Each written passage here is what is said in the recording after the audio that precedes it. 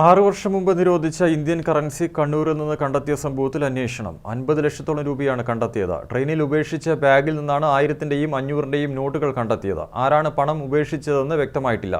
Kannur railway police നടത്തിയ പരിശോധനയിലാണ് നിരോധിത നോട്ട് പിടികൂടിയത്.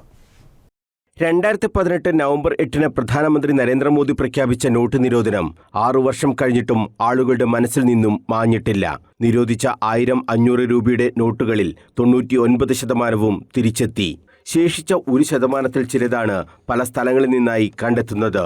മംഗളൂരു ചെന്നൈ സൂപ്പർഫാസ്റ്റ് എക്സ്പ്രസിന്റെ ജനറൽ കോച്ചിൽ പയ്യന്നൂരിൽ നടത്തിയ പരിശോധനയിലാണ് കണ്ണൂർ റെയിൽവേ പോലീസിന് നിരോധിത നോട്ടുകൾ കിട്ടിയത്. ഉപേക്ഷിച്ച നിലയിൽ കണ്ടെത്തിയ ബാഗ് പരിശോധിച്ചപ്പോഴാണ് 1000-500 രൂപയുടെ ഇന്ത്യൻ കറൻസികൾ കണ്ടെത്തിയതെന്ന് റെയിൽവേ പോലീസ് അറിയിച്ചു. ഈ ബാഗ് കൊണ്ടുവച്ചത് ആരെന്ന് കണ്ടെത്താനായിട്ടില്ല. 49,85,000 രൂപയുടെ നിരോധിത കറൻസിയാണ് ബാഗിൽ ഉണ്ടായിരുന്നത്. കോഴിക്കോട് റെയിൽവേ പോലീസ് ഇൻസ്പെക്ടറുടെ നേതൃത്വത്തിൽ ഡാൻസ് ഓഫ് സ്ക്വാഡ് രൂപീകരിച്ചിരുന്നു.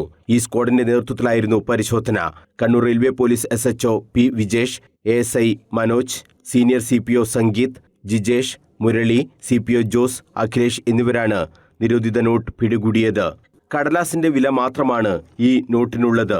അതുകൊണ്ട് തന്നെ ഇത്രയും കൂടുതൽ കറൻസി ട്രെയിനിൽ കൊണ്ടുവരാൻ കാരണമെന്ത് എന്നതും പോലീസ് അന്വേഷിക്കുന്നുണ്ട്.